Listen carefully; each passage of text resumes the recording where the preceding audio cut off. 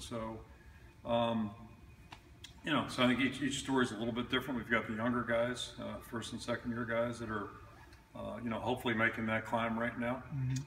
You want to get them, you know, where they're going.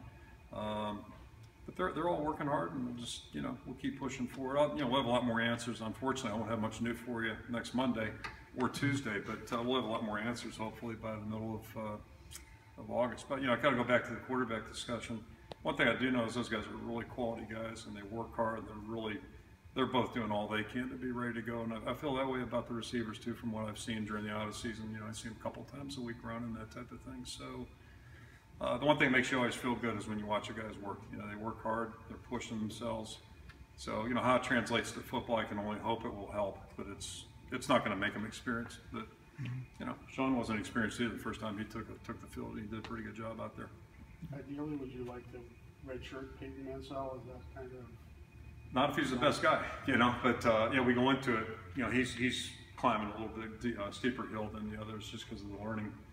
But if, you know, if he emerges as the guy, that's, you know, we've got an open mind at every position right now, and you know, if that happens, it happens. I don't know if it's realistic, but you know, we'll let that play itself out on the field.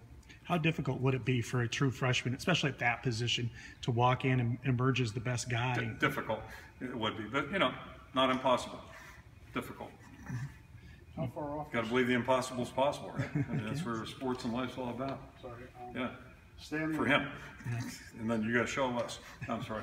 Yeah. I think Stanley and Tate were the two guys that you at least used as true freshmen. Would they have been able, or where were they at if they would have needed to? You know, it's hard to say. It's one thing, you know, fair to predict. If you put a first-year guy out there, especially at that position, you better be ready to ride the roller coaster for a while.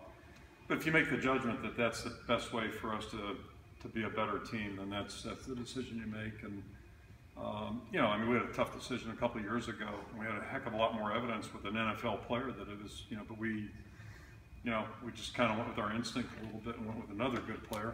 But we had no scientific data to say this is going to pan out. So that's part of this whole thing. But we'll try to give everybody as much opportunity in August. And that's the great thing about sports. At least you get a chance to go out on a level field, and whether you're a first-year guy or a fourth-year guy, and compete for the same thing, and then, you know, we'll have to make an interpretation and judgment at some point. Is it usually the mental part of it, we can assume, that keeps them early on, as opposed to the physical part from playing? You know, and it's like anything, when a good player is out there, it doesn't look that hard. And, you know, so you get Beathard, even in his fourth year, he played really well, certainly in 15, certainly played well last year. Things that he does, it looks pretty easy. There's a lot going on up in between his years, and that's the hardest part for the younger guys. It's a little, you know, the way we play is a little different than some other people, so it's a big adjustment. Danny, on Nixon will not